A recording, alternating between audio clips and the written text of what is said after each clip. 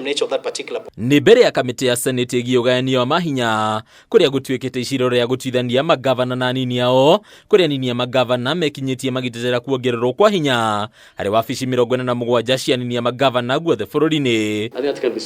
Kuringana na mũikarĩri gĩtĩ wa Kanju ya anini a magavana, ũrĩa nowe munini wa gavana kaunti-ini ya Laikipia Ruben Kamũrĩ, wabici ya munini wa gavana ũmũthĩ ĩtario ta mahũa na gũtirĩ hinya ona ũmwe ngĩtigĩrwo. Na nĩ ihinda ithukĩrwo mawĩra matiganĩte kĩwatho. Why have the deputy governor and he cannot be able to serve his people because the same office has been crippled completely? We are not seeking for power. We are not seeking for money issues. We are only seeking the office to be able to be operational so that it can be able to support its people. We have a pool of professionals. We have economists. We have doctors. Name it. And therefore, these are people being paid a very good salary. And the critical thing is that they come to office and they have no bare minimums. What is it that you come to do in the office? Kwa gũkorwo kũheanĩtwo mawĩra marĩa munini wa gavana agerire gũtigĩrwo kĩwatho gwathũkĩrĩrio na makĩria rĩu anini a magavana makiuga ũndũ ũyũ maigaga ihũgo kũrĩ ona magavana mamagararaga nginyagia mĩcemanio ya ũramati wa kaunti rĩu wabici ĩno ĩkĩaga uge o wothe. We are fragile. We need it to be clarity on the functions and laws of deputy governors. Once you go to the office in the morning, what is it that you do? And so as we can bring value for money for the people who pay us a salary, who are the people of this country. We are not asking for anything outside the constitution.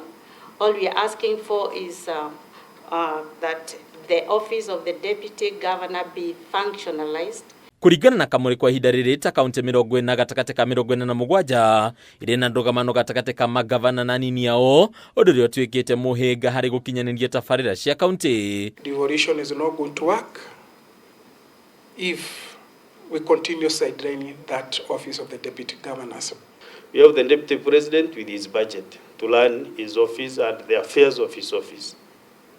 But when we come to the county governments, the deputy governors have no budget. They operate at the whims of the governors. Ona kũrĩ ũguo ndugamano gatagatĩ-inĩ ka wabici ĩno na magavana yaga igũrũ kũrĩa Kanju ya magavana ikinyĩtie kuringana na mendekithia maya na njĩra nene mũikarĩri gĩtĩ Kanju-inĩ ĩno gavana Ahmed Abdullahi akiuga rĩrĩ nĩ ikinya rĩa gũtũũria kaunti na ndugamano itathiraga. The council opines that rather than curing any perceived mischief, the bill could foment more tension in our counties by creating overlapping roles between the governor and the deputy governor, fueling inter-office rivalry.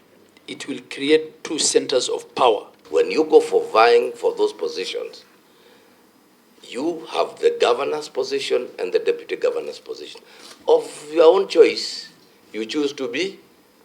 So today, by legislating what we are doing, we are simply trying to create a governor through a back door.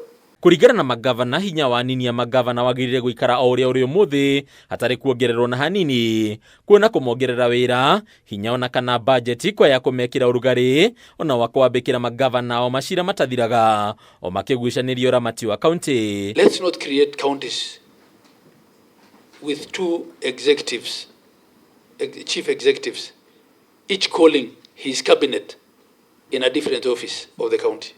All deputy governors must look for a working relationship with their governors. Hadina kwa TV retera kwa ni Bataro wa Mwage.